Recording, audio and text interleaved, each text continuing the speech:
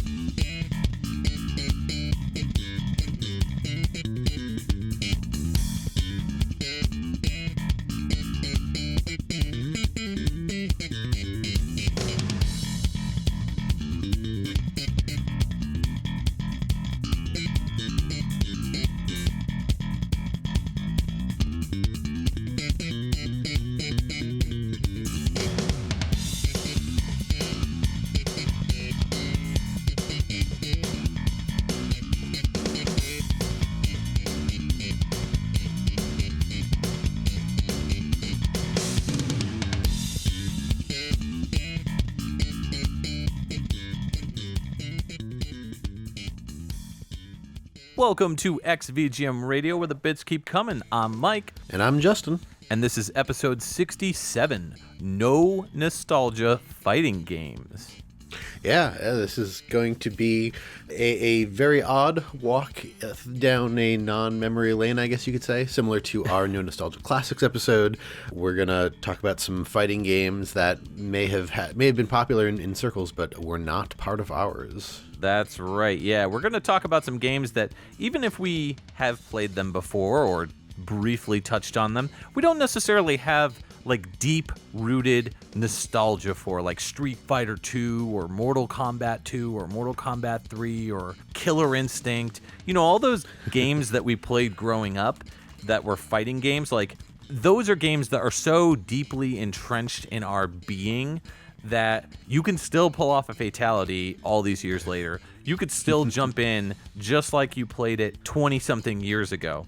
And so the goal here is to talk about games that either got overlooked or games that had really amazing soundtracks that, you know, we don't personally have any nostalgia for. As you said, this is going to be very similar to episode 19.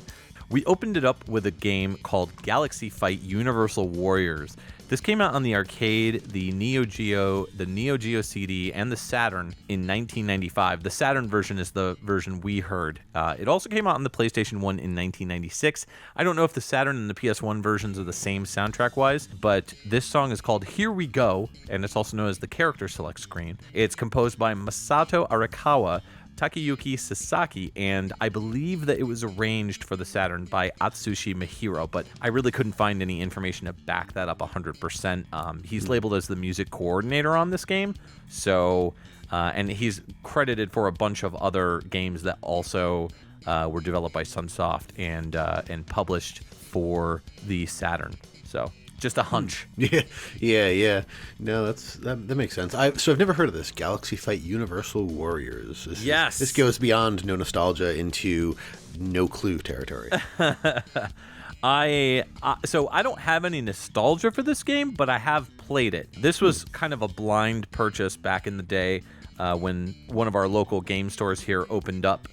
So it was probably like back in like 2011-ish, 2012-ish. So I picked this up on a whim for the Saturn, and immediately I was blown away by the music. There's just so much good music composed for this game. It ranges from funk to metal, like really heavy metal, like Megadeth style type stuff, bouncy, fun, happy stuff. Sunsoft, as a fighting game developer, was really kind of off the wall. They made some really creative, fun fighters that kind of reminded me of a mix between SNK fighters and Capcom fighters in terms of like the character designs, but also like the mechanics. So this one, I don't know, I love any game that can come out with a song, regardless of what it's for, and just have bass and drums, and that's pretty much it. And you can just funk your face off to this track. It's so good. Yeah, no, for sure. Like that's the first thing that I noticed right out of the gate was just like all that funky bass that was going on in there. And I mean, obviously there was no PCM samples for it, but I was getting some flashbacks to, chatting with Nico about goody goody bass. Like it was just stuck in my head that silly little line. But like this was some goody goody bass, I gotta say. Absolutely, for sure. And for those of you who aren't getting the reference, if you're kind of just jumping into this one, on the previous episode, in episode 66, we talked to our good buddy Nico, also known as Nico Tengoku, or you may have known him as the Wii Guy, and we talked a lot about this game that had a song where they said "goody goody," and so I have a hunch that may be a running gag in the future for the show. This one is a really fun fighter that I enjoy playing from time to time, just popping it on and playing it. But I mean, like, the thing about it is that I don't remember anything about it. It's one of those games where, like, if you told me that you wanted to play it, I would be on the same level as you as far as like how good I was. Like, I don't remember any combos. I don't remember any button combinations. I don't remember any special moves. So literally, it's just one of those kind of fighting games where you just button mash. And in my opinion, I'm going to be honest, those are some of my favorites. Like, those are some of my favorite moments in fighting games where, like, you can just play a game with a friend sitting on the couch and neither of you are on like a higher level. Like, you're both neck and neck, the same level. And that, to me at least, is the most fun you can have with a fighter.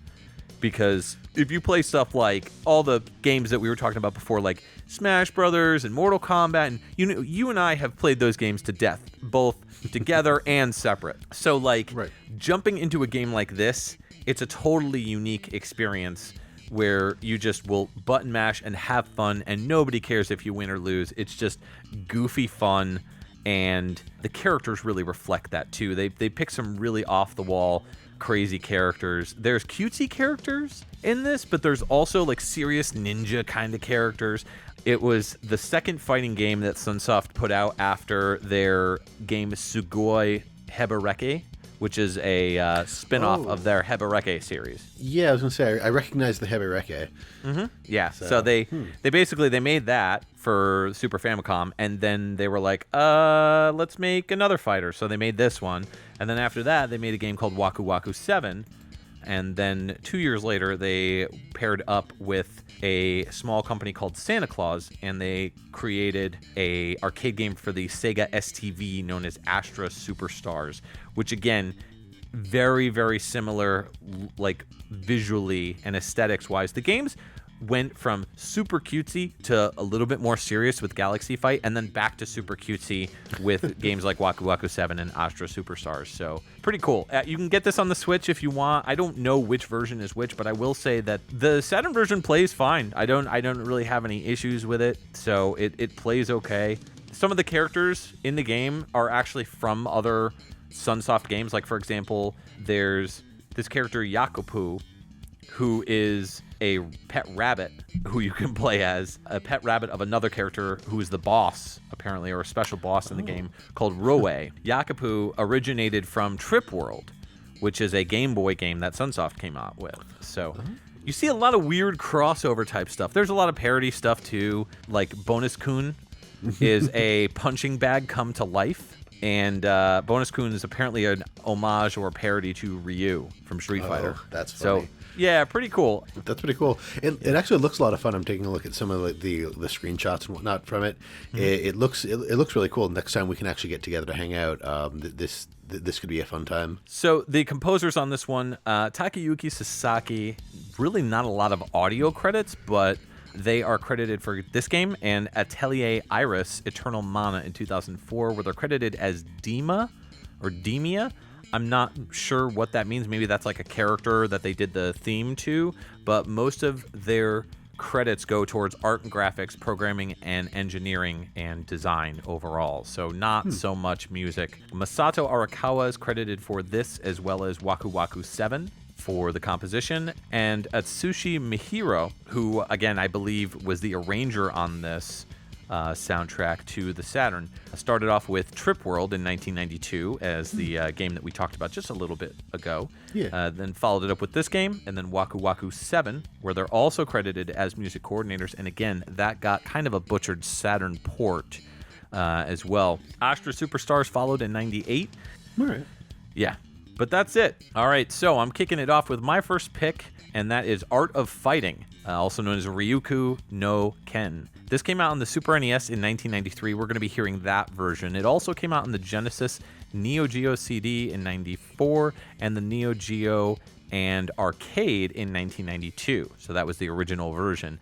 This track is called Mr. Big, and it's by Seisuke Ito.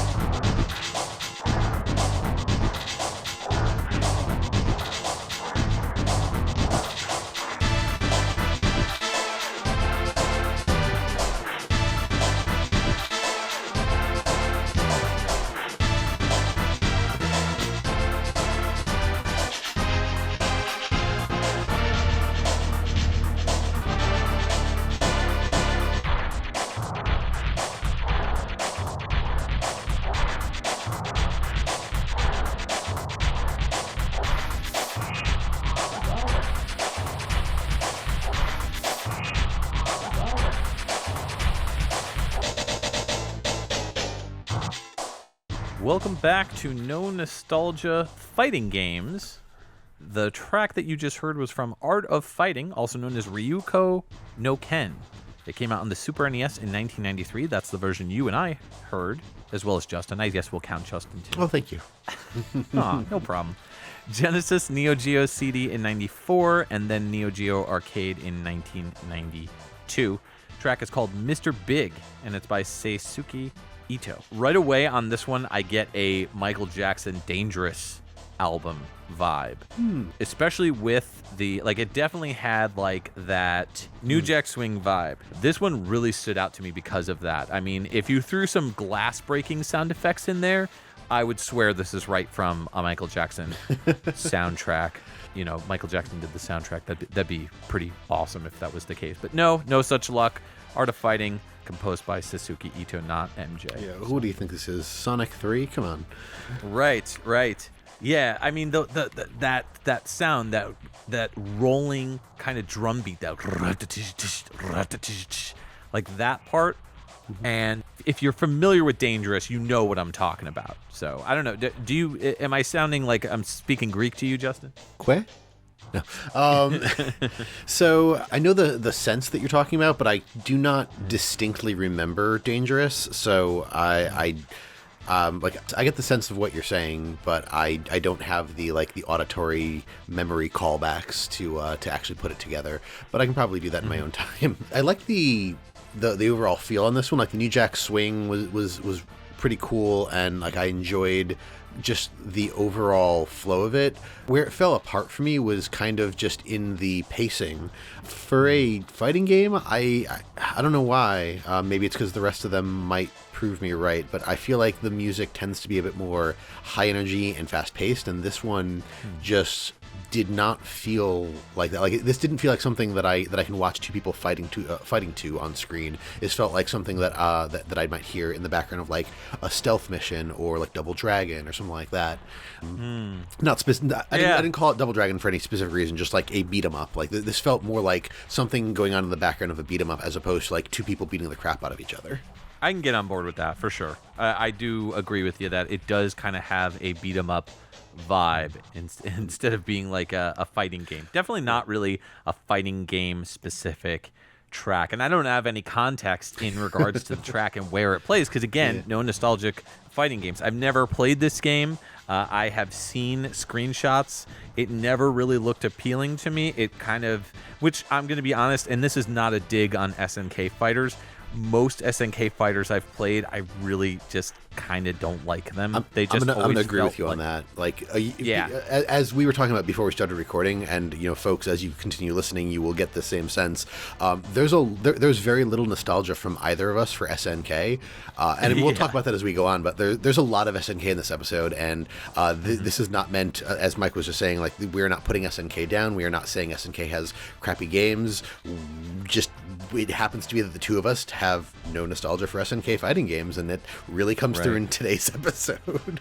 Yeah, absolutely. Yeah, and so maybe these games are pretty fun or good. I think the only SNK fighters that I've had any experience with are the King of Fighters games. So the plot of this one is there's a character named Yuri Sakazaki, and she has been kidnapped. So her big brother, Ryo, and Ryo, I believe, is supposed to be like making fun of Ryu from Street Fighter. So you see a lot of parody with the original Street Fighter as far as some of the characters. And then Capcom actually answered back to that with Dan. Oh, yes. And so Ryo and another character named Robert Garcia, who's Ryo's best friend, they go in search for her and end up finding out that like the mob is behind, the kidnapping and everything, like who ordered the kidnapping and whatnot. So kind of like a little bit of a final fight thing going on there as far as the plot goes. In this game, you have a spirit meter, and the spirit meter is something that will decrease when you perform like special abilities and moves. It can recharge, but it still leaves you open to being hurt. But that's pretty much it. Again, this character, Mr. Big, I think is one of the enemies, possibly, or like one of the like quote unquote bad guys. I think he's one of the mobsters or something like that. Yeah, that's what it sounds like. Yeah, but the arcade version doesn't allow you to play as Mr. Big, and also you can't play as Mr. Karate, who is another character in the game. That's some Mr. Karate. Pretty interesting. Mr. Karate. Got to go with the grown-up form of the Karate Kid. Yeah. So that's kind of it. There are some like test your might type things that I've seen in this where like you can like break the glass. I don't know if that's in the Super NES version or not. And there's a level in this that's, oh my god, it's right out of Street Fighter 2. It's literally the Guile stage. Oh. It looks like they ripped the Guile stage out of the game from Street Fighter 2 and just like put one or two more background pilots. Like, you can't look at it and be like, oh, that's a totally unique level. Like, no, it's not. They just ripped off Guile's stage. But so Seisuke Ito, I only have 4 credits for them. Art of Fighting in 93, Fatal Fury Special in 94, Art of Fighting 2 in 94, and Bishoju Senshi Sailor Moon Super S Zinen Sanka Shuyaka Sodatsutsen. Is that the SNES JRPG? That is a Super NES Sailor Moon fighting game. Oh, it's the fighting game. Okay, I've heard of that. I forgot that there was one. Another no nostalgia. If we ever do a no nostalgia fighting games too, that could go on it. That's fair. That's fair. There's a bunch of stuff that could have gone into today's episode that I didn't put in because I was like, well, I don't have any nostalgia for the game, but I have nostalgia for the property. So I felt wrong doing like the DBZ games on the SNES, stuff like that. But that's a fair point. Like if we haven't actually played them, we don't have any nostalgia for the game. It still counts. I'll have to remember that next time. Well, it looks like we're getting a call on the caller request hotline, and Janine, why don't you go ahead and forward that call over to us? XVGM Radio, who's this and what can we play for you? 私、口だけの男は好きじゃないの。ちょっとは腕を磨いて出直してきたら? Well, Justin, I think I can translate. I mean, I did, after all, have a semester of Japanese in college, so I think I got this. Oh, good. Yeah. So it sounds like she said for the first bit, I don't like men who are all talk. Come back when you've trained a bit more. That does not sound like a request. I mean, that's all we do is talk. Like that's the show. That is the show. Yeah. Hey, girl who is requesting this, you sound really familiar. Can you tell me your name? 力よりスピードよ。鉄球を振り回してるだけじゃ私は捉えられないわ。Okay, I don't think she said her name there, but it sounded like she said speed over strength. You won't get me by swinging that iron ball around. Yeah, Justin, stop swinging your iron balls around. I mean, that's later in the show, but we'll get to that. Right. Gross. Okay, I'm sorry, miss. We're going to have to hang up on you if you can't tell me what your name is, or if you want to request a track.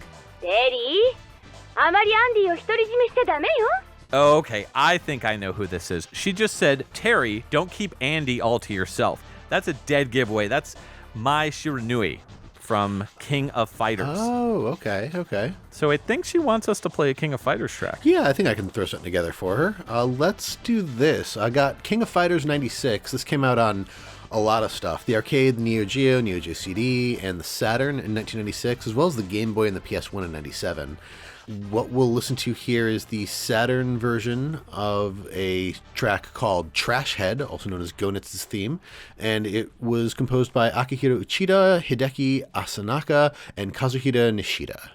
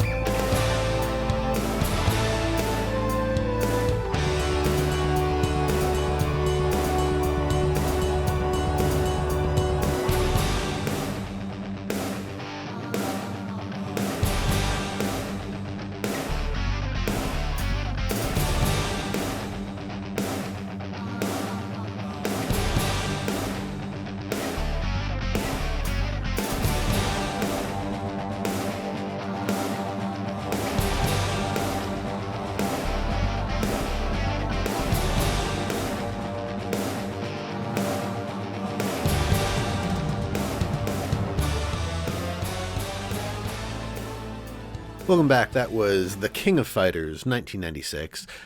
We listened to the Saturn version, which came out in 96, along with the arcade Neo Geo CD versions, and it was also released on the Game Boy and PlayStation 1 in 1997. The track was Trash Head, also known as Gonitz's theme, and composed by Akihiro Uchida, Hideki Asanaka, and Kazuhiro Nishida.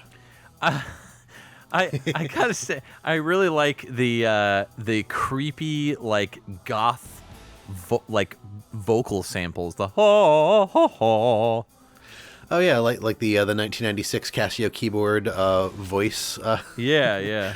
choir. Yes, Right, yes. right. I used to have one of those pianos that had all the like the different fun settings, and there was always like a choir setting, and that's what it was. It was always just ha at different notes, Right. and it sounded exactly like that. And I thought it was kind of hilarious. I also legitimately I enjoyed the track, but I think overall part of the reason that I picked this one to play was because our caller called in and was unintelligible, and therefore I figured I'd play something funny. Sure. Yeah, that makes a lot of sense.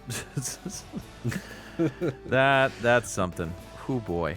King of Fighters 96 is one of those games that, like, I think it's like 95 and 96 are like the two that everyone's like, these are like the best fighting games. And like, I think I even owned this one, or 95. I can't remember which one I owned at one point.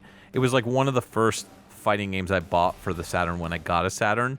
I really hate to be so negative sounding towards King of Fighters or SNK in general. I really liked the King of Fighters 14. I think it's 14.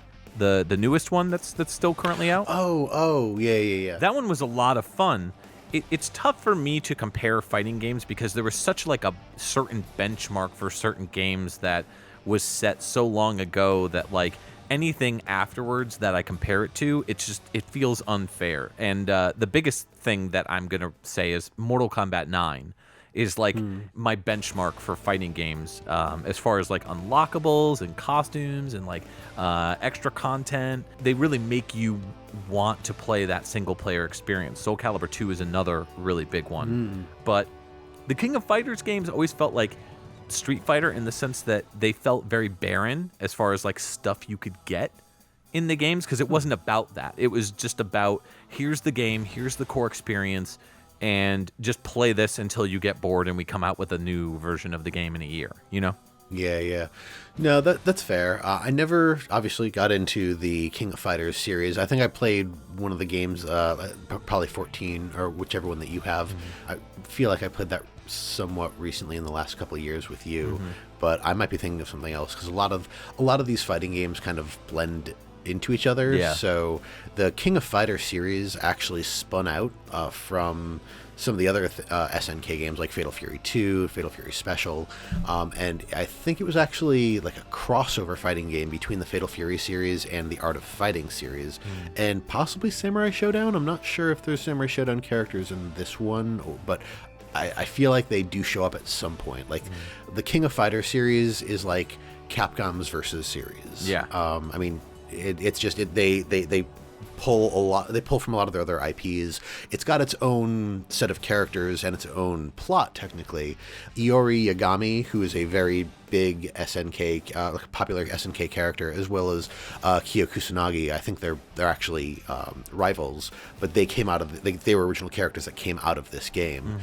There's a character, I don't know if he's playable, named Rugal Bernstein, who is the person who runs the King of Fighting tournaments. Okay. In world, and it's actually all a front to basically lure out great martial artists and then kill them and turn them into stone statues to add to his collection of defeated martial artists. So it's a little dark, but it's also kind of a bare bones, like, here's what's going on, here's why you're fighting type of thing. Like, it's a martial arts tournament, you know, beat everybody and then beat the guy at the end before he turns you into a statue. Right. Okay. So it's kind of neat. The first few just kind of had that same sort of plot going on. Like King of Fighters 94, I think, was the first one, and that starts the whole thing. And then King of Fighters 95, you know, he hosts a new tournament, hoping to get revenge. And then by King of Fighters 99, there's a new story arc involving a mysterious corporation known as Nests. Yeah. And they're trying to create like an army of genetically altered fighters, but you know, we won't get into that because we're here on 96. Yeah. There's so many arcs of storylines in the King of Fighters series, and I just couldn't be bothered with it. You know, like all the fighting games that have these crazy, bonkers stories. I think the only one that I ever had any kind of attachment with was Mortal Kombat, and I think that's just because it was just dumb and goofy. And Street Fighter and King of Fighters, I always felt like they took themselves way too serious, you know? And I always felt like the games, just the plots just got more and more and more convoluted. And Mortal Kombat kind of had a little bit of that, and then they kind of stripped it bare bones, and then they kind of went back to the drawing board and, took what worked and changed what didn't. So, kudos to them for being able to do that. But yeah, SNK is still rocking the same timeline and storyline, and you got to give them credit for being able to hold something like that for that long. Yeah, no, for sure. This game, 96, also made a few changes to some of the gameplay elements.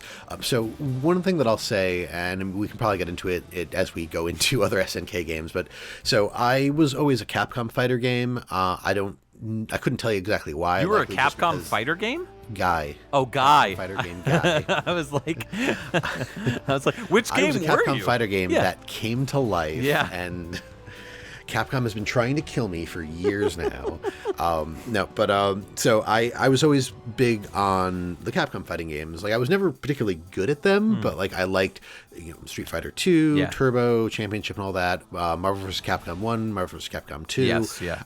They made sense. I think there was also a lot to do with the special abilities. Like, everybody had a down to forward punch attack, everybody had like a down to back kick attack, so like you could play any character. Their moveset would be different, and what they would do would be different, but like you could still do the same motions, do the same moves. Like they were either a charge character, or they were like a Ryu or Ken copy sort of character. Right. But with the SNK games, I feel like the characters are a bit more unique, but there's also they tend to do, or at least in the SNK games that I've played, they tend to do this thing where the characters have different fighting styles that you can choose. So like, as opposed to in the Street Fighter games where like there were certain counters to certain moves, in this it was like there were certain styles that were counters to other styles, right? And that just gets really confusing with me, because like I've never been a technical player, except for maybe in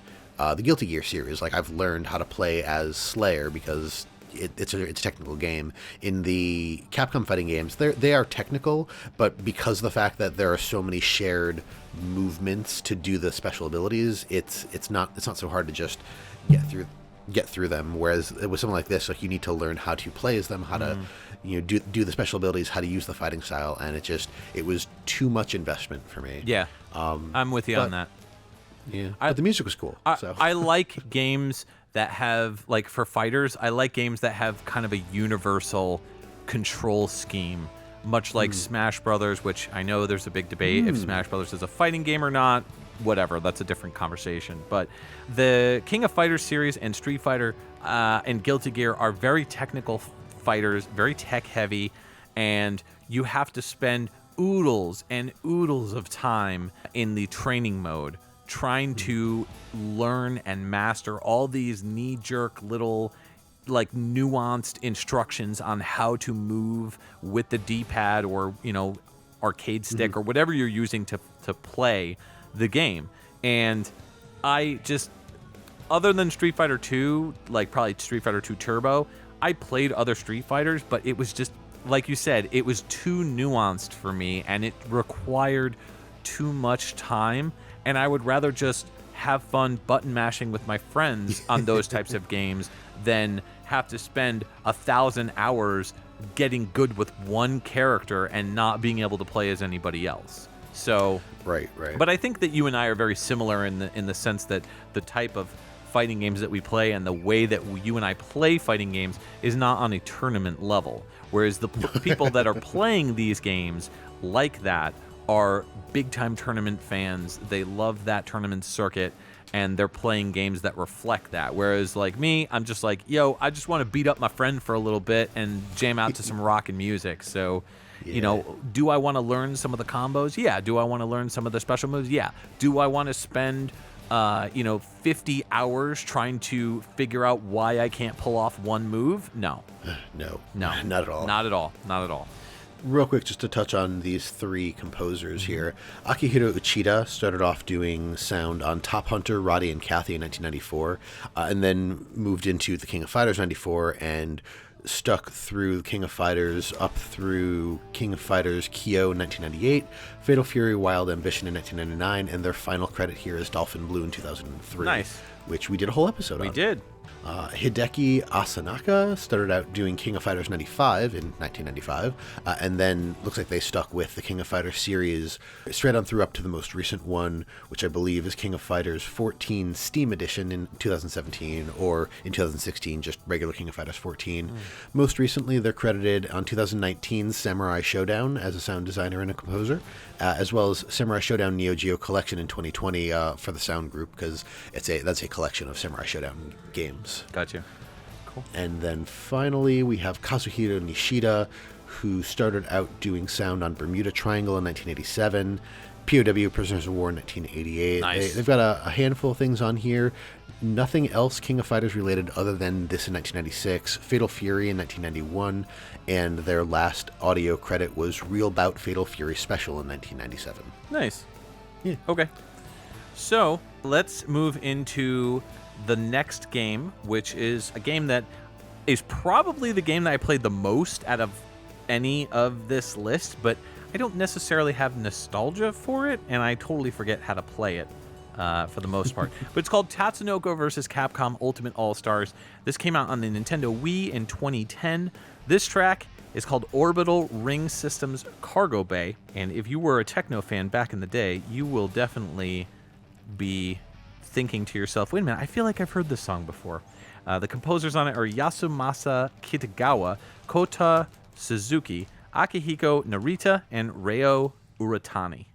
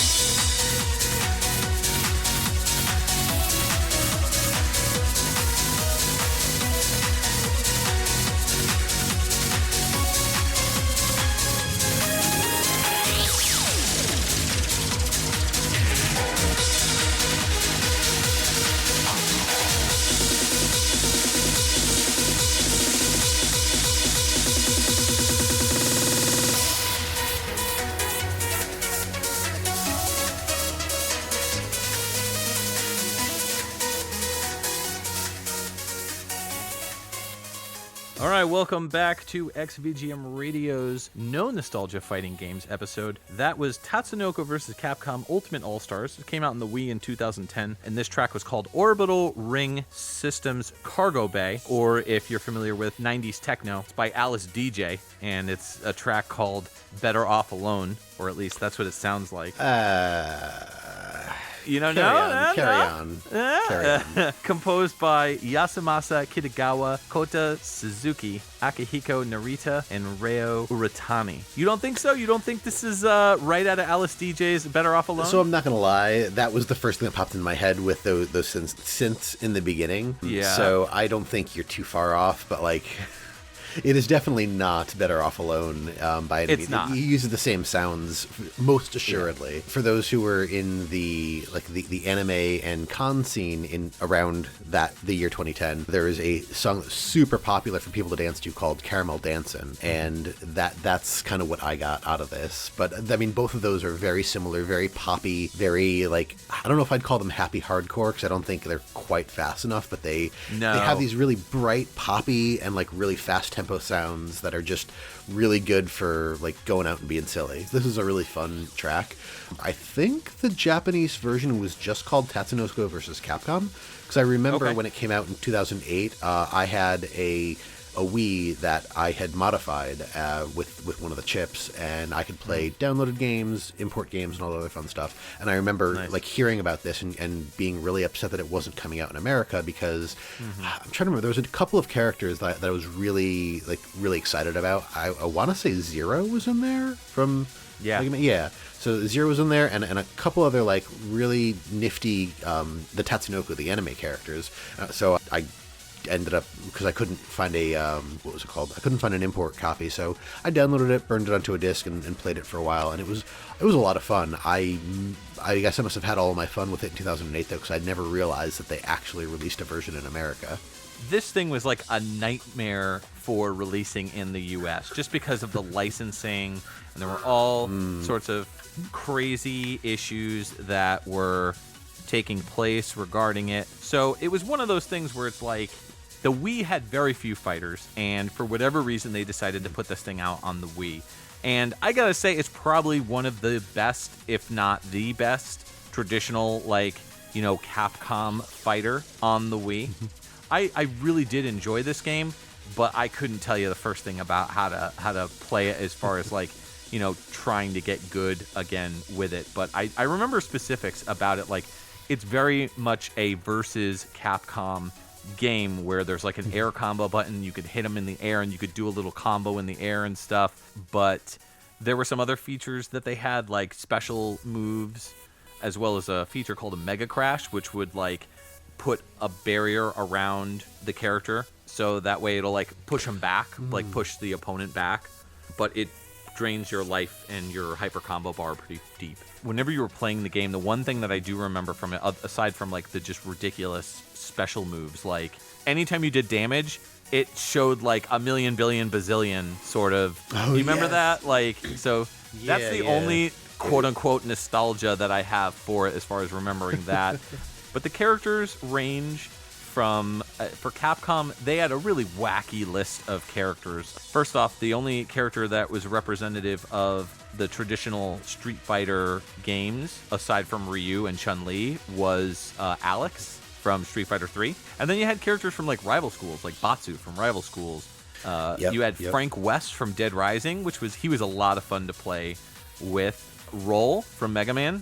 Not the first time, but I'd say the second time that Roll was introduced as a fighter. Zero, as you mentioned before. From Mega Man X. Beautiful Joe, which is such a good ad. Like, Beautiful Joe is so much fun to play as. There's some other characters from various different Capcom games, like a character called Saki Omokani, who's from a game called Quiz Nainaro Dreams, which was like a trivia.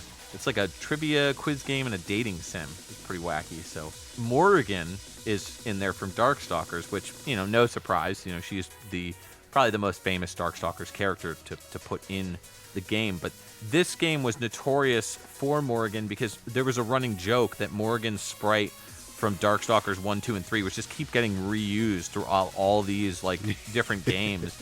And they finally updated her to three, a regular like three, because this game is like 2D on a 2D plane, but like the characters themselves are rendered in CG, like 3D. So this is the very first time that you can play as Morgan in a non-stock 2D sprite.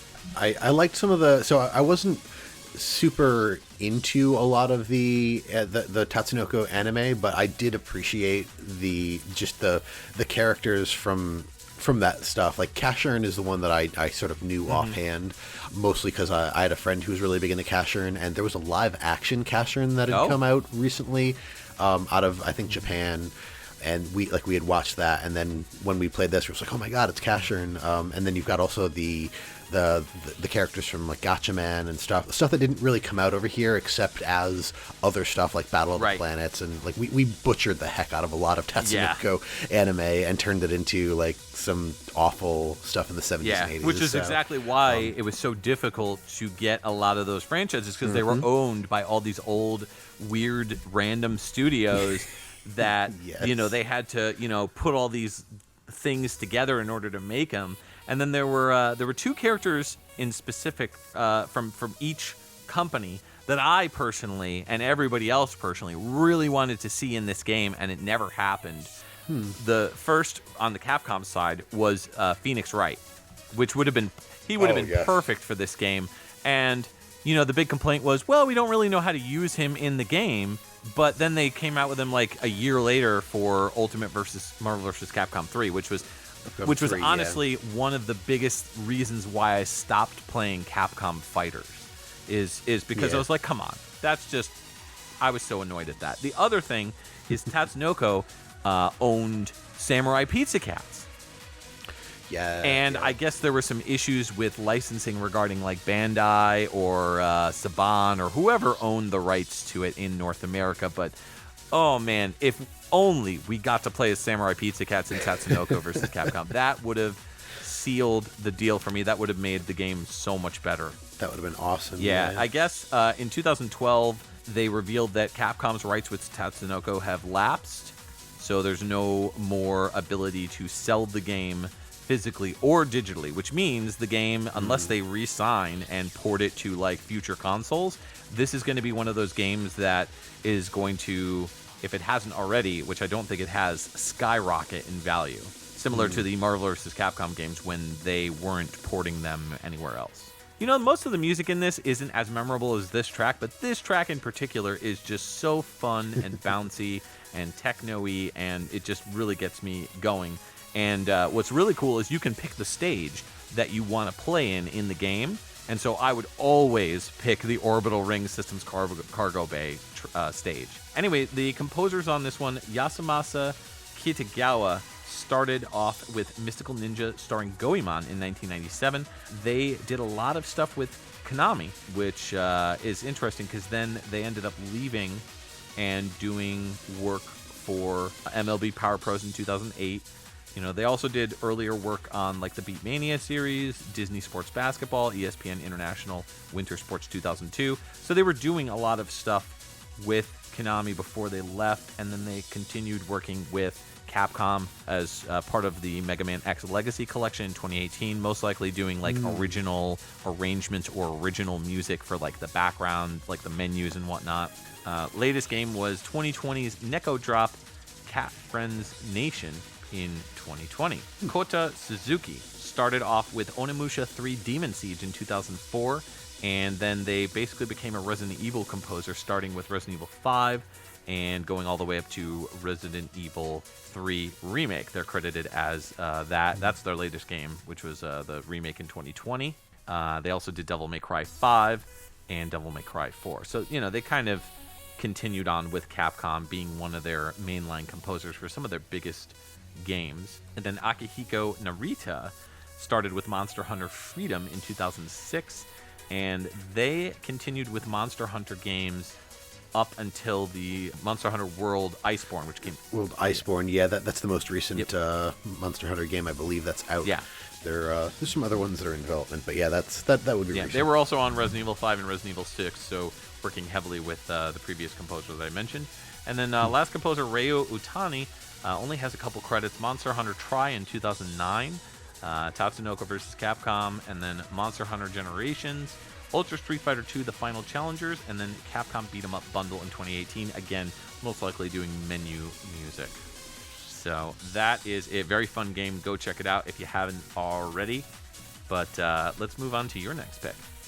All right, so this is a game that I've heard a lot about. I've even played it a bunch, but again, I just don't have any nostalgia for it. I didn't have enough experience with it to get grown attachment. This is Samurai Showdown, which came out all over the place. I'm just going to say, for now, we're going to listen to the SNES version, which came out in 1994. The track is Tokyo Kabuki Theater, and it was composed by Hiro Ikeda.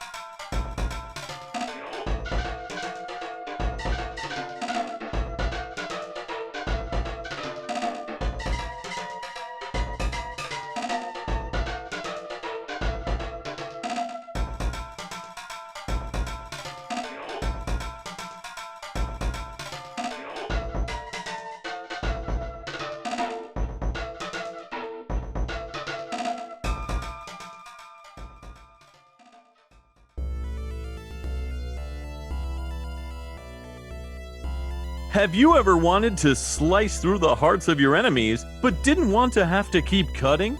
Tired of slipping on opponents' blood? Want the match to be over easily? Well, have you considered purchasing the legendary Samurai Showdown Ginzu knife set?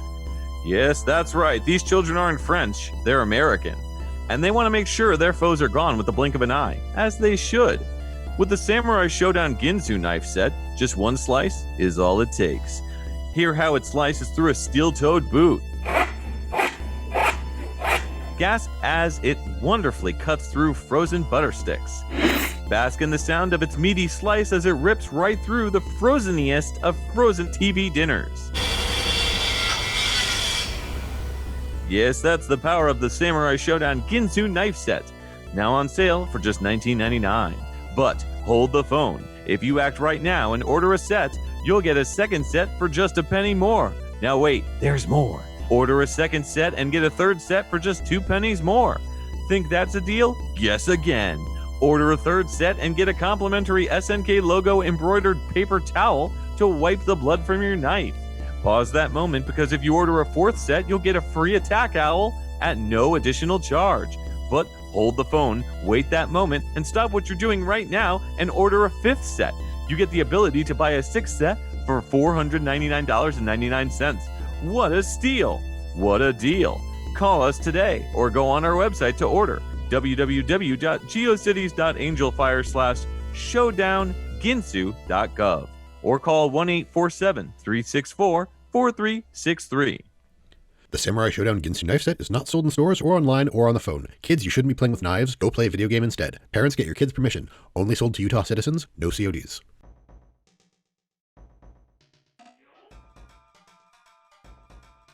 Welcome back to our No Nostalgia Fighting Games episode.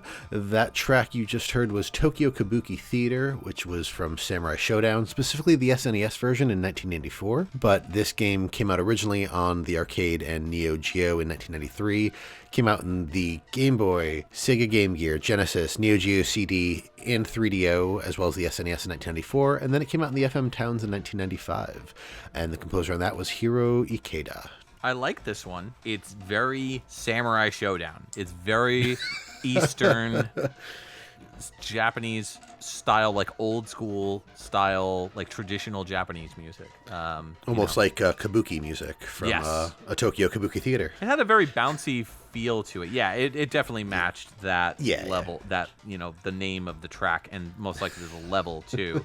Probably like takes place in a kabuki theater or something like that. Yeah. Based on the name and everything. But I wanted to hear a little more shamisen, I'll admit it. Agreed. But there's just so many versions of this game that like I just don't know what the quote-unquote good version is. So probably the arcade. I'd say probably the original arcade has the best overall, just because, these games, they start out in the arcade and then they get ported to other consoles, but there's always slight issues with them. Like the music is usually better out of the arcade, although looking at what's on here, I'd say the next best might be the Neo Geo CD or 3DO. Definitely, like no offense to the SNES, but when you look at everything else that it came out on and what the potential was, I'm gonna go ahead and say the SNES probably did not have the definitive soundtrack here. Yeah, Super NES fighters tended to suffer from a lot of slowdown. The only games that I could say that didn't, I don't think Mortal Kombat did, and I don't think the original Street Fighter games did on the Super NES. Maybe like what, slowdown? Yeah, I don't think there was that much slowdown in Street Fighter. Was there? In the original, probably not. But as they pumped out, upgraded editions like Turbo Championship or whatever the last version to come out on the SNES was, likely did have some slowdown, because I can remember playing some Street Fighter games and like just things going crazy or hitting that giant Hadouken and then like it slows down. Maybe not like Gradius level slowdown, but like there is some noticeable slowdown when you have a lot of stuff going on. So. Yeah, some of the newer ones, like Street Fighter Alpha or Alpha 2 or whatever. I get the vibe that this game wasn't as good on the Super NES, but the blood was recolored orange. Yes, it was. Right, and the fatal attacks, like basically the finishers, were removed as well. So yeah, I think this is the only version of the game I've ever played. No, thinking about it now, I've likely played an arcade version somewhere, like just when I was younger. It was a lot easier to find stuff like this, but I remember playing this game with some friends in college on an emulator. I do remember our college did have one of those MAME machines, and it had a lot of stuff on it. I don't think it had Samurai Showdown, but it was a fun little game. Like I can't even remember the characters. I know there was a female ninja character that I used to prefer playing as, but there's multiple female ninja characters in this game. So there's a lot. There's a lot of this game as well. Just overall, the Samurai Showdown series has a lot of entries. It's been redone to death. But I still think that they're cute games. I just don't know a heck of a lot about them. do you remember if the character that you would play as was Nakoruru? That sounds familiar. Did she have the owl yes. or the hawk? Yes. The owl, yes. yeah. Yeah, that she was a great character. I loved her. Yeah, she was great. So that was one of the characters that I usually played as, but I maybe played this once or twice, and I don't recall it being very good. A little bit of information about the Super NES version. Apparently, it has all the stages from the arcade, but they're less restricted, and the game is like kind of zoomed out, which makes the sprites like a lot smaller than the other ports. So that's that. The Super NES version supposedly has no blood, despite me saying earlier, like, I'm getting a lot of mixed messages. Like, some people are saying, oh, the Super NES version had blood, but it was recolored orange. And then there's other people saying that there's no blood and it was replaced by sweat, which is weird because the Neo Geo port in North America also had censorship, which they changed it to white sweat when it came out on the North American Neo Geo. So... Interesting. Yeah. I mean, it may just be different versions of the game because, like, so the original Samurai Showdown came out in, 93? Samurai Showdown 2 came out in 94. Samurai Showdown 3, Blades of Blood, came out in 95. Like, they pumped these out, actually. I never realized. Samurai Showdown also had a recent game that came out last year. And that I actually have, and I have spent some time with quite a bit, and it's really fun. Really gorgeous game, lots of fun. It's great. It brings me back to that like old school Samurai Showdown vibe, but with modern aesthetics and modern controls that, you know, it doesn't feel as sluggish to me. It feels like you feel the weight of the characters and every character plays like they should, but at the same time, like, it's a much more user-friendly experience. So if you're into Samurai Showdown, definitely check out the new one because it's really good. Yeah, and when you say the game that came out last year, you're talking about the Samurai Showdown that came out in 2019, not Samurai Showdown Neo Geo Collection that came out in 2020. Correct. Neo Geo Collection is just like a collection of a bunch of different, you know, older Samurai Showdown games. This is the 2019 game that came out, and I think they're still supporting it. There's a ton of like downloadable characters and stuff. It's really cool. So yeah. There's 3 seasons worth of DLC, so you can't beat that. Wow, that's crazy. Good stuff. Yeah. So speaking of good stuff, the music in this one was composed by Hiro Ikeda. Started out doing composition on Super Baseball 2020 in 1993, then went on to do Samurai Showdown in 94, Art of Fighting 2 in 94, PD Ultraman Invaders in 95, and then that Bishojo Senshi Sailor Moon Super S fighting game that you mentioned earlier in 1996. And that's it. Very cool. So. All right, let's get into the next track, which is from a game called Battle Arena Toshinden. This is the Game Boy version, which came out in 1996. It's Iji's theme, and it is by Yasuhiro Nakano, who did the original like PS1 version. And the arranger, I believe, is Dota Ando.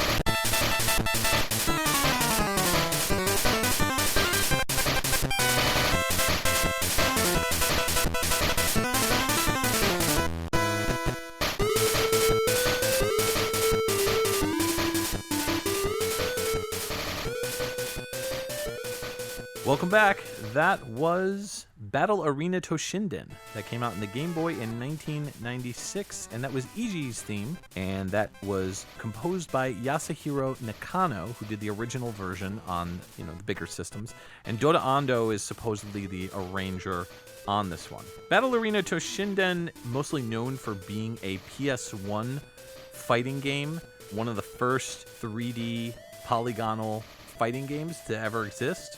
Quote-unquote true 3D, supposedly. That takes the credit for being the first true 3D fighter. The Game Boy version that we just heard from is a very different game. It's a 2D game. It's still a fighter, weapons-based fighter, very similar to the original. but it's pretty cool. I gotta say, this is one of the best Game Boy fighters. Takara was the developer on the Game Boy game. They also published the PS1 game, but they developed the Game Boy version, and it was actually published by Nintendo, which is very weird. But yeah, good stuff. This came out, is pretty late release for the Game Boy. It came out in 96. I think because of that, it kind of shows. It's very impressive visually. The 2D sprites are really detailed. They're more like chibi-style fighters, though. So visually, it's not the exact same, but it's like a 2D chibi-style fighter. There's 3 different modes that you can play as, either one-player game story mode, or you could do versus computer or versus human. In my opinion, the very first Battle Arena Toshinden is kind of like the blueprints to Soul Edge and the Soul Calibur series. Right, because of the weapons and stuff. Yeah, like I feel like they took what worked in Battle Arena Toshinden and just made it 5,000 times better through Namco's Soul Edge and later the Soul Calibur series. Not to say that Battle Arena Toshinden was a bad game, it's just a game that has not aged well. I remember playing it back in the day, and really even back then I wasn't impressed with it. But I don't have any nostalgia for it because I really only played it like maybe once or twice, and I think I maybe at one point in time owned the game, and just, I don't know, it's very sluggish, it's slow to me, whereas the Game Boy game is much faster paced and it's more fun. What's really cool is the PC version, because it was published by Playmates Interactive Entertainment. You could play as Earthworm Jim. That's awesome. Yeah, his moves are basically Rungo Iron's moves from the game. So the initial playable characters that you can play as is Eiji Shinjo, who's the main protagonist. That's the character, this is his theme that we just listened to. Basically, kind of like Ryu from Street Fighter, where he's the, young Japanese guy, like a traveling adventurer. He's trying to find his older brother, Sho. You've got Kayan Amo, who's a Scottish swordsman. You've got Sophia, who is the eye candy of the game. She was really heavily touted as like one of the first like femme fatales for fighting games. So yeah, Sophia, she wields a whip, and she's a blonde Russian woman who also works as a private detective. Then there's Rungo Iron, who's a miner, who is just this like really big beefy dude who like has a club. Fo Fai is an elderly Chinese magician who is also a serial killer. Mondo is a emotionless Japanese ninja warrior, and Duke B. Rambert is a French knight who's kind of like an arrogant character. Alice is a orphaned dancer, and she's trying to find her father, I guess. So the unlockable characters, there's a couple unlockable ones, but the only one that you really need to know about is Uranus. She was in the Game Boy version, but I guess she was also later in the sequel to the primary franchise. Yeah. Yasuhiro Nakano started off with Steam Gear Mash in 1995, and then stayed on with the Battle Arena Toshinden games as a composer pretty much up until the last one, which was Toshinden 4 in 1999. They also did Guardians Crusade in 98, and their final game was DNA Dark Native Apostle, which came out in 2001. They were sound designer on that. And the arranger is Dota Ando. They have a little bit more to their credit list, starting off with games like Hoops and Amagon in 1988. Did a lot of like NES games from back in the day, like Worm, Journey to the Center of the Earth. Then continued working on various different games up until recently. The Ace Attorney Investigations Miles Edgeworth game is their final credit in 2009. They did sound effects. Before that, they were credited for sound on Undead Nights in 2009, which is a PSP game. A lot of the music in that game was from various black metal bands, like licensed black metal bands, but Undead Nights has some original music, which is very like orchestral type stuff. So I did a review on my channel if anyone's interested. So. Very cool. Go check that out. Yeah. All right, what do you got for me next? All right, next up we've got Ballz, the director's cut. The original game came out on like the SNES and the Genesis. This is the 3DO version, which came out in 1995. The track we're going to listen to is Boss, and it was composed by Kurt Harland Larson, Ted Hommel, Brendan McCarthy, and Aaron Winnett.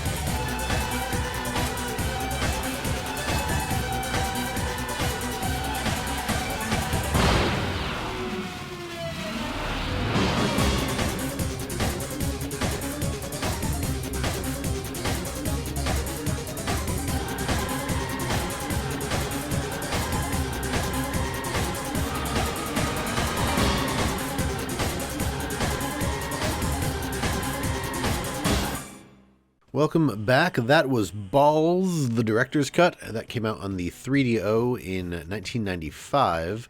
The original was just Ballz. It came out on the SNES Genesis in 1994, but it had a different soundtrack. This was Boss, and it was composed by Kurt Hartland Larson and Ten Hommel and Brendan McCarthy and Aaron Winnett. Yeah, this track was pretty deep. Made me feel like I was going balls deep. This is a game all about balls. All right, now, is Iggy involved in any of this? Iggy's wrecking balls. Wow, you wrecked my balls, sir. Yes. I'm very good at wrecking balls. This track was really, it had a very cool energy to it. It was very 90s, like just reeked of the 90s. And that's not a bad thing. It's just, it had a lot of really cool industrial vibes to it. A lot of that chugging guitar. And then and that dance beat. Yeah, and the dance beat combined is a really nice combination. But then I really love those synthetic orchestral vocals in the background. Like the chorus going, oh, yes. I was very confused for a moment. I was like, there were no vocals in this track. What are you talking about? Yeah, it was like... But no, there were no words. But yeah, there was the chorus. Yes. Yeah, that was cool. Yeah. That really added a nice flavor to the track. It made it kind of come to life in a way and made it very dark and mysterious. I'm sure you noticed it, but I'm surprised that you didn't take to the orchestral stings that were peppered throughout. They weren't as pronounced, and I think That's was true. my big problem with it. It's like a synth hit that hasn't blossomed into a beautiful New Jack Swing synth hit. Gotcha. For the record, I had no idea this game came out on the 3DO, and it's funny because after you picked this track, right before we recorded, I actually went and listened to the track. I was like, oh, wait a minute. I think this is an arranged album. And then I looked it up and was like, oh, wow, Ballz actually got a 3DO version. Yep. So I was like, nope, never mind, carry on. You're good to go. So, yeah, no, it's what is known as the director's cut. So the name Ballz comes from the concept of what they were trying to do with this fighting game. I don't know that I've ever seen it or heard of it, but I came across it in my looking for stuff for this episode. And what they were trying to do is create a 3D like action fighting game. Like I don't know if I would compare it to like Tekken or anything like that, but they were trying to do like 3D fighting games. And the idea that they had was to represent all of the characters in the game with spheres, and not like each character is a giant ball, but each character is made up of spheres. So like a body may be composed of like, a big sphere for the stomach and a slightly smaller sphere, or maybe two smaller spheres for the chest area, a bunch of spheres coming out for the arms, a big sphere on top for the head, and then like two little eyeballs on top. But they're all built differently. So and they all move exactly like you would expect a bunch of spheres linked up to form a humanoid shape to move. It's kind of disturbing. I'm getting a vibe like if Vector Man was a fighting game. Yeah. So the characters that you could pick from in this game were Boomer, who's a clown from the circus, Bruiser, who's a bodybuilder, Crusher, who's a rhinoceros, Divine, who's a ballerina dancer, Kronk, who's a caveman, Tsunami, who's a sumo wrestler, Turbo, who is a superhero, Yoko, who's a monkey, who one of his attacks is just farting, apparently. Oh. And then in the director's cut on the 3DO, there's a zombie character who kind of just like stalks and swipes and slashes. I dig the Divine, the ballerina dancer. She's the only She female. looks cool. She's the only female fighter, and it says here that she will sometimes give a spanking. Oh, yes. Ooh. The character model looks kind of cool because she's up on like point. But it's a really wacky game. So cool. The tagline for the game is, to be the champion, you got to have balls. But Nintendo was not happy with that because of their family-friendly consoles and demanded the wording be changed. So on the SNES, it actually says, to be the champion, you got to play balls. Okay. Yeah, that sounds very Nintendo. It's also I get that back then, you would say like, oh, you don't have any balls or whatever. But looking at this from a 2020 mindset, of course, that kind of eliminates half the player base right there. Oh, yeah. I see what you're saying. Yeah. I think it's intended to be in a more metaphorical sense. Sure, but yeah, for sure. Either way. Yeah. I mean, But yeah, just to finish up on the game, there are also boss characters that you will go up against. There are 5 of them. There's Guggler, who is an ostrich, Bounder, who's a kangaroo, T-Rex, spelled W-R-E-C-K-S, and he is a giant dinosaur, Lamprey, who is a genie, and the Jester, who is a jester, is the final boss of the game. Interesting. Yeah, it looks interesting. It looks like they tried to do something. I don't know whether or not they succeeded, but perhaps some of our listeners might know more about it. To talk about these composers, I will start with Ted Hummel, because this is the only audio credit that Ted has. This is the only audio credit for Brendan McCarthy. He is also linked to quality assurance on a number of games, and he's thanked in some BioShock games. Aaron Winnett, also, Ballz, the Director's Cut was the only game that they worked on. So, Mr. Kurt Harland of the Information Society has a bunch of audio credits for video games. For those who are not familiar, Kurt started out doing sound design on X-Men 2 Clone Wars in 1995, then came into doing character songs for this game, Ballz, the Director's Cut, in 1995, and went on to do the music for Nightmare Circus in 1996. I think we played a track off of that. I was going to say, I feel like we've played a track from that and talked about it. Just as far as the music stuff goes, went on to do music and sound effects in Legacy of Kain Soul Reaver in 1999. That's a fun game that I very much liked. That's about it. He did cinematic sound in the Legacy of Kain series Blood Omen 2 in 2002, and then went on to do audio lead and special effects and sound design in a number of other games, most recently being Ori and the Will of the Wisps in 2020. Oh, cool. It's a good game. I have it. I have not gotten very far in it, but I need to get back to playing it because I enjoyed it. Yeah, Kurt Harland, of course, as we said before, still in Information Society, the famous synth pop band. All right. So what do you got? Well, I got a game that I have played very little of, but is a very, very popular game, and I guess shame on me. But I was not a Sega kid, so I had no experience with it. It's Virtua Fighter 2. The arcade version is the one we're going to be listening to, which came out in 1994. It also came out on the Saturn in 95 and the Genesis in 96. This track is called Akira's Theme, also known as Ride the Tiger, and it's by Takayuki Nakamura, Takunobu Mitsuyoshi, Yoichi Ueda, Akihiko Hashimoto, and Kazuhiko Koichi. 10年早いんだよ!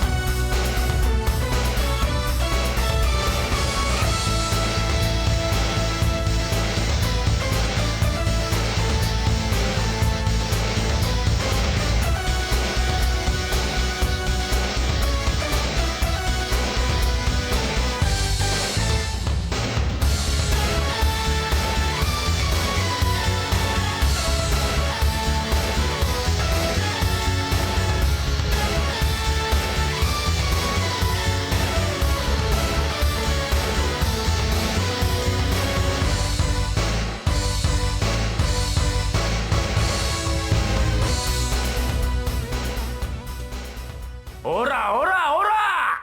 Hey, thanks for joining us back on our No Nostalgia Fighting Games episode. That was Ora Ora Ora! Virtua Fighter 2 came out in the arcade in 1994, which is the version we heard. The Saturn on 1995, and the Genesis in 1996. That was Akira's theme, also known as Ride the Tiger. Composers on this one are Takayuki Nakamura, Takanobu Mitsuyoshi, Yoichi Ueda, Akihiko Hashimoto, and Kazuhiko Kochi. Huh. What'd you think of this one, aside from the sound effects? I mean, the sound effects for me made the whole thing a JoJo reference, so I'm down with that. Okay. The whole thing in and of itself was pretty rockin'. I enjoyed the overdriven guitars. The soaring synth melody was really cool. The sound effects from the game, I'm really kind of questioning whether or not they were necessary. They were fun, but there was a couple times where they were just kind of like oddly placed or even sometimes too quiet. One of the sounds, I thought it was you sneezing, and then I was like, wait, no, he's just listening to the song. Okay, so that was something from the game. So it was a little odd. Overall, I didn't find this particularly memorable, but I did enjoy it. Okay. Regarding the sound effects, I believe that this version is from the actual soundtrack. Like, it's not an arranged version. This is the version that played in the arcade. But I believe with the sound effects added in, that was pulled directly from the version that I found that sounded the best was this version. Right. So I figured we'd go with the version that sounded the best and cleanest. Yeah. So I gotta say, though, I do feel slightly differently than you do regarding the track. I thought it was really memorable. I first heard this track in Project X Zone 2, and I liked it so much that I went and tracked down the original songs for both Akira and Kage, and I thought Kage's was definitely inferior to the Project X Zone arrangement because they actually threw some real saxophone in and stuff, and it just sounded really good. This version of Akira's theme, though, in my opinion, is way better than the version in Project X Zone 2. I also love the overdriven guitars, soaring melodies and everything. Really, really good. But I gotta say, this reminded me of a Capcom fighting game. It had the overdriven guitars from the Capcom games. It wasn't quite as shreddy, but it had a lighthearted, you can do it vibe that a lot of Capcom tracks have. So that's the vibe that I got from it. That's fair. I can get that. I'm curious what people who dislike the Capcom sound think of this one because of that. Because I find that a lot of people that don't like Capcom fighters like other type of companies like Sega or Tecmo or, whatever. So I'm curious sound-wise what people think of this Virtua Fighter track. So let us know in our respective social media / our Discord. So Virtua Fighter 2 takes place a year after the first tournament, and all the previous members, Akira, Wolf, Pai, Jeff, Kage, Jackie, and Sarah, as well as the defending champion Lau, are invited back to fight in another tournament. It's Virtua Fighter 2. I've not played the Genesis version of this, so I don't know how good or bad it looks. I remember this one just from seeing it in the arcade, playing maybe a round of it and just kind of meh. I just never really got into Virtua Fighter, and I don't know, I just never really got attached to the characters. The graphics kind of didn't turn me off, but I was more all about sprite-based fighters at that point. I mean, it was 95, 96, so that's right around the time of Mortal Kombat 3, and I like the more rounded 2D sprite style. Those were my big time fighting games back then. I played a ton of Killer Instinct and Mortal Kombat 3. But what about these 20 composers? Takayuki Nakamura has a very long laundry list with Sega, starting off with Michael Jackson's Moonwalker in 1990, where they were sound programmer. I'll pick a few other games. Daytona USA was, I think, their last game with Sega in 95, and then they went on to do stuff with Square, like Tobal 2, Ehrgeiz, God Bless the Ring in 98. They worked with Nintendo on Meteos in 2005. Latest game that they were credited for was Shenmue 3 in 2019. They were the sound director. Takanobu Mitsuyoshi, no stranger to the podcast. We love his stuff. Most famously known for Daytona USA as the singer and composer. Did games like the first Shenmue. He was a sound director on that, as well as sound section assistants for Shenmue 2. And he did Burning Rangers, I believe, as well. At least I know he sang on the Japanese intro, because I think we played that in an episode. I can't remember. Shenmue 1 and 2 is his final credit for the re-release that came out in 2018. Yoichi Ueda started off with Virtua Fighter 2 in 94, then did some other stuff with Sega, then worked with Sony on Gran Turismo 3 A-Spec in 2001. They are credited for engine sound tools. Their final game, Pets Cats 2 in 2007, credited for sound designer. Akiko Hashimoto started off with Wizardry 5, Heart of the Maelstrom in 1992 as a sound designer. They also worked on Shenmue, and they're credited for Shenmue 1 and 2 for sound and music, but Shenmue 1 is really their main credit as far as sound goes. Final composer Kazuhiko Kouchi really just did Virtua Fighter pretty much and Daytona USA. So Virtua Fighter 2, Virtua Fighter Remix, Daytona USA, and Virtua Fighter Kids. And that's it. All right.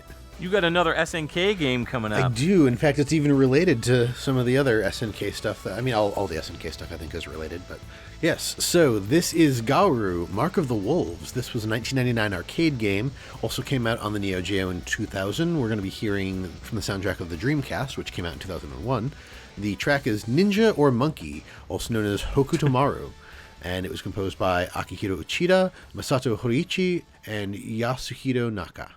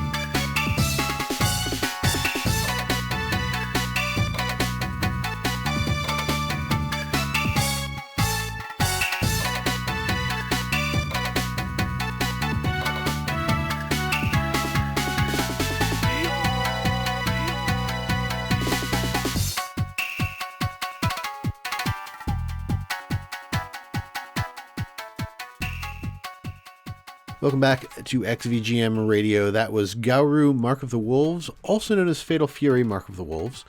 And that came out on the arcades in 1999, the Neo Geo in 2000, and in America on the Dreamcast in 2001. The track was Ninja or Monkey, Hokutomaru, and it was composed by Akihiro Uchida, Masato Horiichi, and Yasuhiro Naka.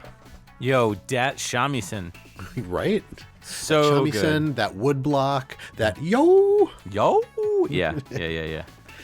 That's all of the things I like out of a quote-unquote traditional Japanese sounding track. Yeah, I always love these types of tracks, especially when they're appropriate. It's always weird when you play a game and it's got music like this and you're like, why?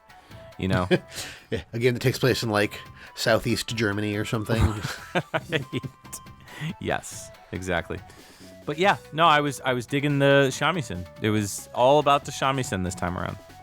Yo, yeah, 100%. I feel like we haven't really brought that back in our show in quite some time, so I wanted to quote-unquote bring it. Bring it. You brought it. I was waiting for it with that King of Fighters track, I think. No, it was the Samurai Showdown. Yep. And there definitely was some shamisen in Tokyo Kabuki Theater, but it is far more pronounced here in the Ninja or Monkey. Yeah, the Samurai Showdown track, it was like Diet Shamisen. And Gaoro, Mark of the Wolves, it was like drinking shamisen soda with a shamisen-shaped straw that's made out of like Twizzlers or like Sour Patch Kids. Yeah, and the drink is like Slurpee. It's like a Slurpee shamisen. It's like a shamisen. It's like a shamisen flavored Slurpee drink. Gotcha. With a Twizzlers tasting shaped straw that also tastes like Sour Patch Kids. Okay. And that's it. All right. Good night, everybody. Yes, there's not really much that I can say about this song other than like if you heard it, you know why I like it. Yeah. It was just fun overall, and it gave. This should have been called Tokyo Kabuki Theater for all intents and purposes. You know, it was great. Mm-hmm. Agreed. But tell me about this game. Yeah, so as it was originally called Gaoru Mark of the Wolves. Unsure if folks know, but I guess in Japan, the Fatal Fury series was known as Gaoru Densetsu. So okay. That's why this was released as Gaoru Mark of the Wolves. By the time it got its Dreamcast release in 2001, they changed the name to Fatal Fury Mark of the Wolves. But I believe if you could find this in an arcade, I believe it was still called Gaoru Mark of the Wolves.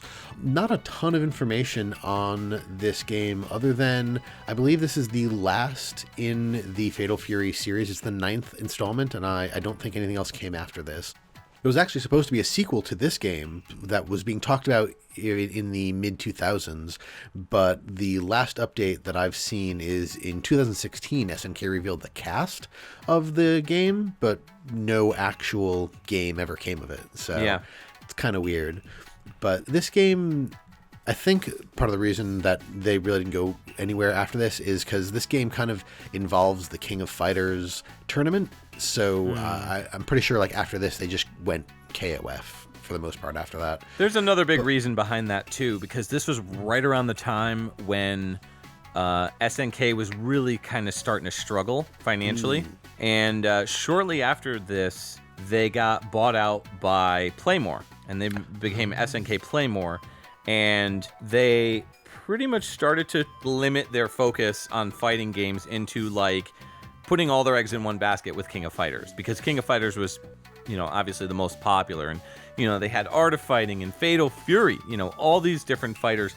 So they were really struggling, and that's why I think part of the reason was they kind of shifted gears and started like limiting all their development efforts to stuff that they knew would do well for them, and they were experimenting less.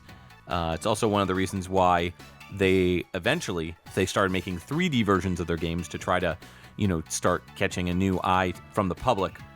That's why they made games like King of Fighters, Maximum Impact, and Maximum Impact 2, because those were like considered 3D on a 2D plane sort of thing, if I recall. So yeah, those are weird. But yeah, anyways, I don't know that much about Gaoro. I think I played it. I think I owned it at one point, and it was worth a lot of money. I don't know. I just wasn't really feeling it. I think I booted it up and I played with Terry, and I played with the female pirate character who looked like something out of Mega Man Legends. There is a character with a funny name, though, I think.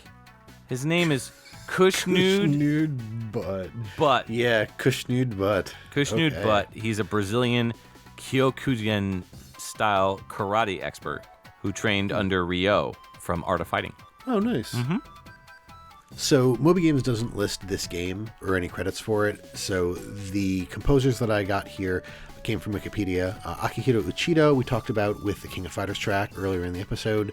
Masato Horiichi only has 2 audio credits on Moby Games for SNK 40th Anniversary Collection 2019 and Samurai Showdown Neo Geo Collection in 2020, which is weird because those are both compilations, so there's definitely some audio history missing from this resume. And then Yasuhiro Naka has listed Art of Fighting 2 in 1994, did the music composition on that, and then moved into sound effect, and design for Savage Rain in 95, Fatal Fury 3 in 95, came back to do music composition in Shinsetsu Samurai Spirits, Bushido Tsuden in 1997, that's a Samurai Showdown game, and then just goes on to their latest credit is 2018 Nier Automata Become as Gods edition. They were credited for that and the original Nier Automata for environmental sound design. Cool. Looks like we're getting a call on the caller request hotline once again, and our lovely Metroid-based assistant Janine will pass that call over to us. Caller, you are on the air with XVGM Radio. Who is this and what can we play for you? I am the Shredder. The Shredder? The Shredder. The Shredder? Like the Shredder. And I want you to play a song from Teenage Mutant Ninja Turtles Tournament Fighters. That sounds like a thing we can do. What do you want to hear? You figure it out. Can you shred some cheese? Oh, he hung up. Okay. Wow. All right. I mean, I don't expect courtesy from someone who calls themselves a shredder and won't even shred some Parmesan cheese for me. Honestly.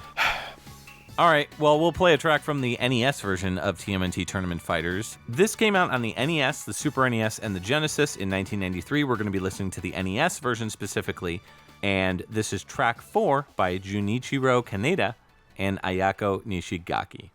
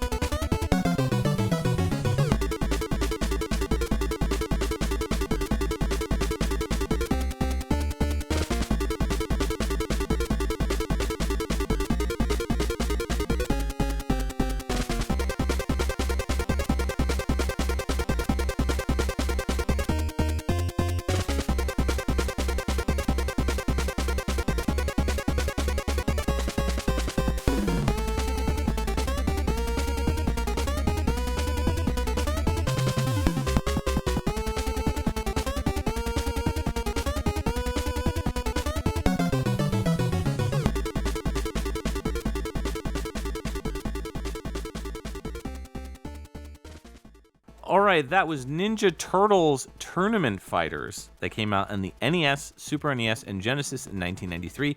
That was track 4 off the NES version, and that was by Junichiro Kaneda and Ayako Nishigaki.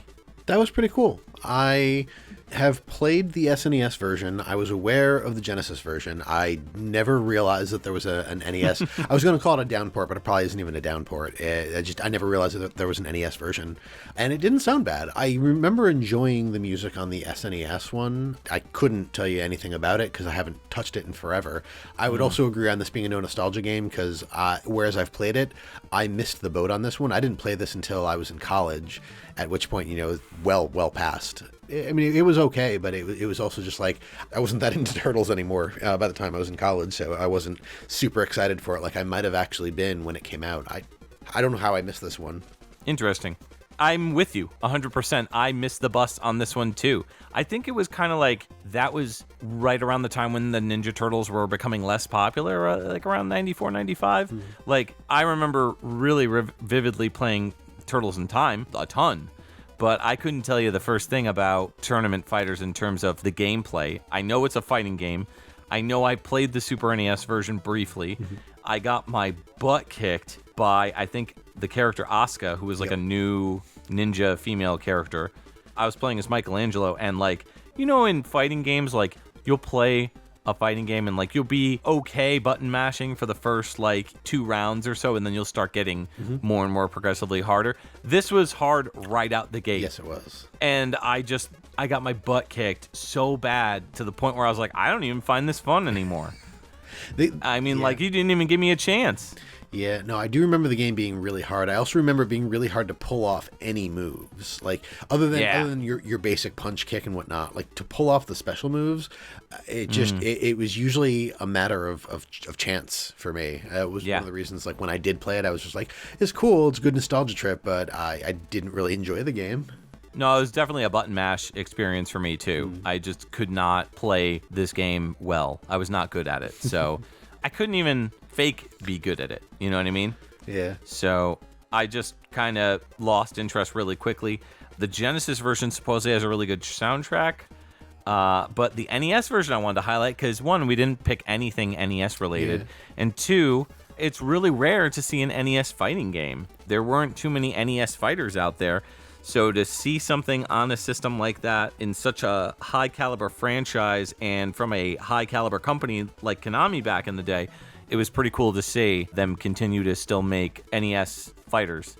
So it was pretty cool. And also to clarify, this came out in 93, not 94, 95, like I was saying while I was trying to explain everything. Right. So each game is totally different in terms of the visuals, the gameplay. Just like all 3 of the games are fighting games, but they all have different characters. They all have different modes and versions and everything. It's really kind of crazy that there were so many differences between each version. The SNES version probably had the best graphics, but I would probably say the NES version or the Genesis version, in my opinion, had the best sound. The NES version just sounds like classic TMNT Turtles music. It definitely had a weird Mortal Kombat vibe from this track, like that da-da-da-da-da-da-da-da-da. Like, if somebody screamed Mortal Kombat digitally, I'd be like, all right, I'm on board with this. Fair enough. Just because it's on the NES, I also got like little bits of like the first 2 Turtle games on the NES, and I think that's only because my mind was making that connection. But there's something about the progression in this that kind of reminded me of some of the music from Turtles 1. Yeah, the Super NES version has an exclusive character named Asuka, who is a ninja girl.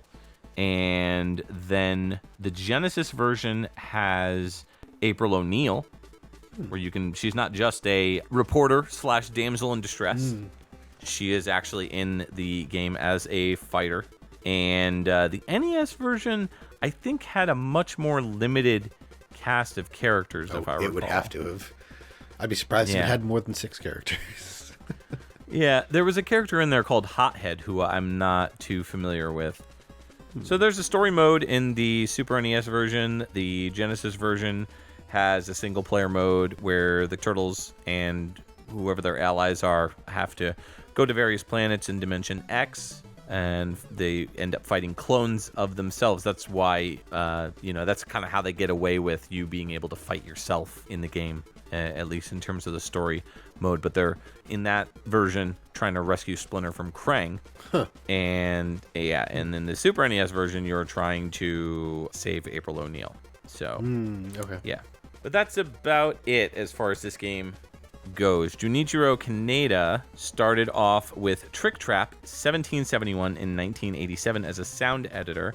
They worked on Zen Intergalactic Ninja doing sound design in 93, and then Enthusia Professional Racing in 2005. That was their final soundtrack that they're credited for. Ayako Nishigaki only did Biomiracle Bokute Upa in 1988. That's on a Famicom game. Their final game was this game, TMNT Tournament Fighters. All right, last track coming up. What do you got?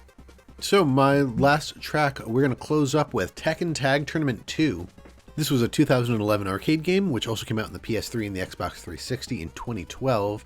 The track is Tulip Festival, also known as the Netherlands theme, and it was composed by Akitaka Toyama, Nobuyoshi Sano, Keiichi Okabe, Ryo Hamamoto, Taku Inoue, and Go Shina.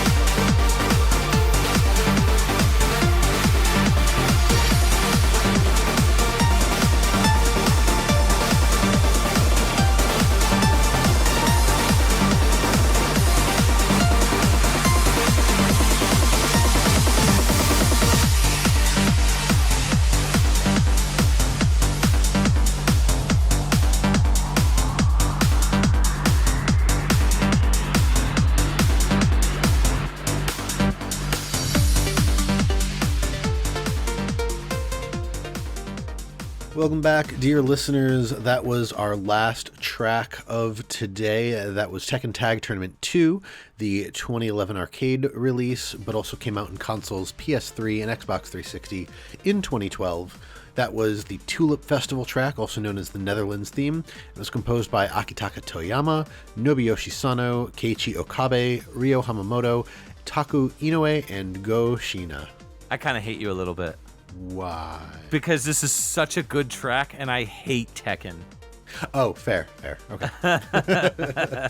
Totally fair.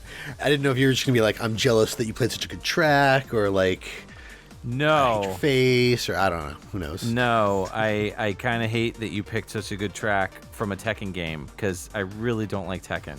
So, Yeah. No, how dare that's you? fair. If it makes you feel any better, I wanted to showcase Tekken because it is a series that I have no nostalgia for. Yeah. And I went looking for like, hey, what do people say is like the best song from the Tekken series? And I think it was a Reddit post. This was in almost everybody's like top 10. Oh, wow. Okay. Well, Yeah. there's a reason for that. I mean, super it's great. high energy, sugary trance music. Like, progressive trance has the high highs, the low lows. It's just so sweet and yummy in my tummy. Yeah, no, this one was like very saccharine. It was super bouncy. I was going to also mention the trance thing, like very trancey, very dancey. Trancey But, dancy. Dancey, yeah. Yeah, because it was suggested by a lot of people, I went and gave it a listen and was just like, yeah, no, I really like how this one sounds, how it feels. I don't think I even listened to anything else from any of the Tekken games. It was just, I heard this and was just like, nope, this is going in. Yeah, for sure. I never really played that much Tekken, but the Tekken I have played, I really didn't like. I was always more of a Dead or Alive fan, and to me, Dead or Alive had the better combat system. I like the idea of wacky characters, but Tekken kind of went a little overboard at times with some of the wackiness. So while the music in this is cool, I never picked this one up, despite the fact that it had a Nintendo Wii U version that supposedly introduced a bunch of like wacky Nintendo stuff. Yeah, there's also some special tracks that were put together for this game. I wish I'd seen this because I could have played this instead. Snoop Dogg recorded a track called Knock 'Em Down. Heck It's yeah. an original song for this game. And Oh, snap. so that wouldn't technically be considered a licensed track, I don't think. So maybe I'll save it for another episode. There you But, go. Yeah, no, this game had a whole bunch of fanfare and hullabaloo around it. Like you, I was never into any of the Tekken stuff. Like I recognized Hayachi because I think mostly because he was in Soul Calibur 2. Yeah. But he's also kind of iconic. Like he's got that that white whatever you call the friar tuck type of haircut, where it's only on the sides and back, except he's got like long and spiked out to the side. What's the haircut where it's in the middle only? Mohawk. That's a mohawk. So it's a skull hawk. It's an inverse mohawk. Inverse mohawk. I'm going to call it a skull hawk. Yeah, Skullhawk works. Here you go. There you go. But I'm not familiar with a lot of the Tekken stuff, so I'm not even familiar with how their fighting system works. But I know I've played, I've picked up and played a couple of times, and it's just never really been my thing. So the plot of this one, for one, is not canon to the Tekken series. And I think the first Tekken Tag Tournament is the same, where it's not considered canon to the series. But certain characters' endings, for whatever reason, are canon. Like the endings for certain characters actually follow into Tekken 7, which is really weird to say. Like, this game never happened in the canon of the series, but like these specific events did. I mean, it's their That's series; dumb. they can do whatever they want, but that's just weird. That's why I hate Yeah. Tekken. Super dumb. Forget Tekken. Anyways, Yeah. It's called Tekken Tag Tournament because unlike the regular Tekken game where you just pick a fighter and then go up against another fighter, you actually pick two fighters. So you can do tag team mode, so it's like 2 versus 2. You can do singles mode, 1 versus 1, and you can actually also do handicap matches, so 2 versus 1 or 1 versus 2. So you can tag out to your other character, much like I want to say the Marvel vs. Capcom series and plenty of other games that have done this, where you'd be in the middle of a combo and hit a button combination and tag out and have the other character come in and continue the combo. Right. Which is cool. I think those are called tag assaults. yeah. I mean, Yeah. Dead or Alive was doing that since the second game, so I don't know, whatever. I mean, Marvel vs. Capcom did it first, as far as I know. That's true. Yeah, I believe so. Yeah. Okay, so the composers on this one? Yeah, there's 6. So I'm just going to do 3 games from each. So we will start with Akitaka Toyama. Started out with Soul Blade in 1996. They did sound effects and voice. They went on to do music in Tekken 4 and Tekken 6 in 2009. And their most recent credit here is sound design for Katamari Damacy Reroll in 2018. Nobuyoshi Sano started out doing sound on Ridge Racer in 1994. Then went on to do music in Dirt Dash in 95. They were uncredited for that. And most recently, they were doing sound direction in Dragon Quest XI, Echoes of an Elusive Age in 2017. Keiichi Okabe started out also doing sound in Ridge Racer 94. Went on to do composition in many of the Tekken games, so we'll say music composition in Nier in 2010, and most recently did programming and mixing in Fate Extella Link in 2019. Ryo Hamamoto started out doing background music in Tekken Tag Tournament the First in 1999, also did music composition in Street Fighter X Tekken in 2012, and most recently did sound design in Soul Calibur 6 in 2018. Taku Inoue started out doing sound design in Go Vacation in 2011, did some music arrangements for the Super Smash Bros. For the Wii U and Nintendo DS in 2014, and most recently has done music composition for Pokken Tournament DX in 2017, which makes a lot of sense. I think that's I know that's the Pokemon fighting game, but I think that's based off of the Tekken fighting It engine. It is, yeah. Mm-hmm. And then finally we have Go Shina, started out doing sound in Mr. Driller in 1999, went on to do music in Mr. Driller Online in 2008. Let's also go with Tales of Zestiria in 2015, and most recently is credited for the music in Code Vein in 2019. All right. So, this brings us to the culmination of all of this music. Now I need to think about what we have heard and decide what I liked the best. How about you? Do you have a favorite already? I think I'm going to go with the Art of Fighting track. The Super NES Mr. Big track. I was really, really vibing on the New Jack Swing vibes, and that track really kind of has stuck in my head. But if I had to pick a second favorite, I would say Tatsunoko vs. Capcom, Orbital Ring Systems. And I think that's partially out of nostalgia because I do have nostalgia for that track, I would say, but not nostalgia for the game. It's kind of weird. But yeah, no, I get you. Tatsunoko vs. Capcom is definitely up there for me, as is, the one that we just heard, Tekken Tag Tournament 2. I would also say the Samurai Showdown track was a high hitter for me, but I think my favorite really was that Ninja and Monkey track from the Fatal Fury Mark of the Wolves. Yeah. A close second, I think I would agree with your second as well, the Tatsunoko vs. Capcom. The Orbital Ring System Cargo Bay track. It was a lot of fun. Yeah. So, we'd like to take a moment to thank our Patreon patrons, without whom this show's continued improvement would be impossible.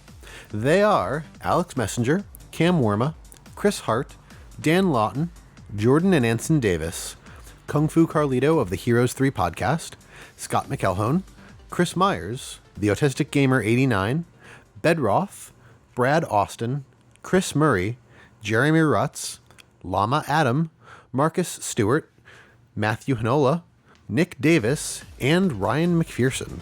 If you would like to become a patron, you can sign up at patreon.com/XVGM Radio.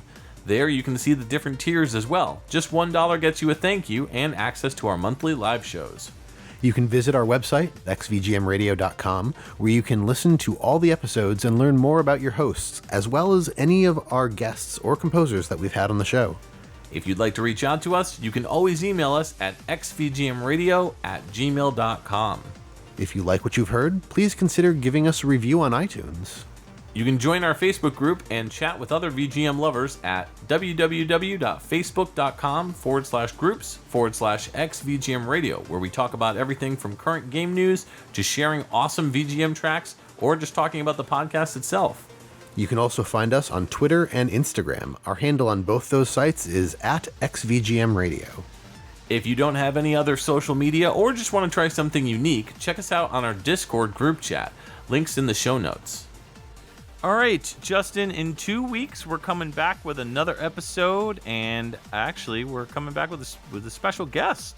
Yes, we are. We are going to be teaming up with YouTube's G to the Next Level.